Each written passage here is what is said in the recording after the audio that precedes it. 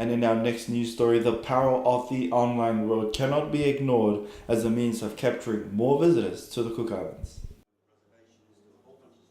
At the Tourism Cook Islands Australia Market Day yesterday, Pacific Asia Travel Association Regional Director Chris Flynn gave a presentation of the importance of the online evolution.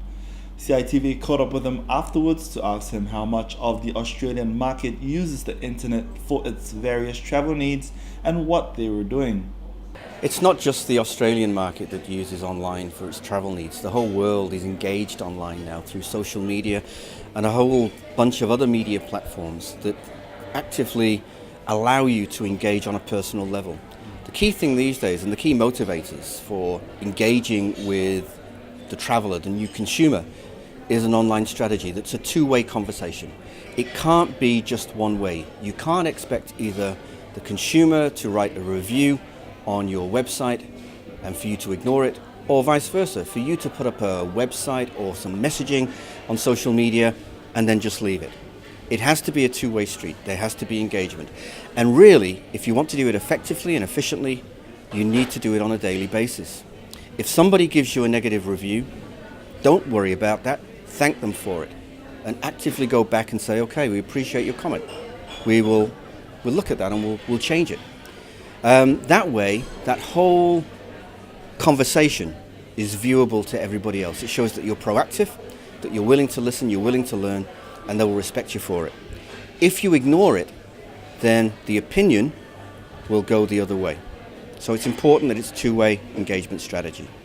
Many of us are familiar with the likes of TripAdvisor, but in particular how Australians perceive the Cook Islands and the services it offers. The way the consumer engages now and the way the consumer looks at a potential product or destination is they will search. They will look for things initially that attracts their attention. The second part of that will be they will start to look for the sharing content of that particular product or destination. What I mean by that is they will look for reviews. Now, we're all familiar with TripAdvisor, the most successful tourism website ever created. They will look for reviews, and the interesting thing is that 70% or more of people who will look at an initial product or purchase an initial product will change it once they've looked at reviews.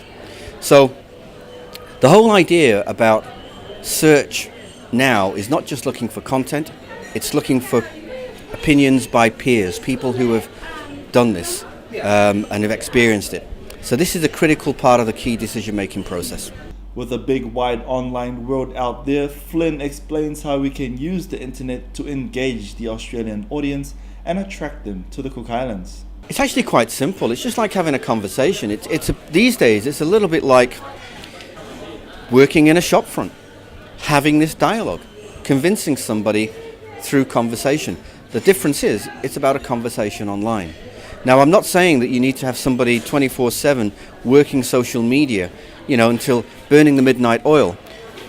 What's required is that you have this engagement strategy so that people understand and can communicate and ask the question.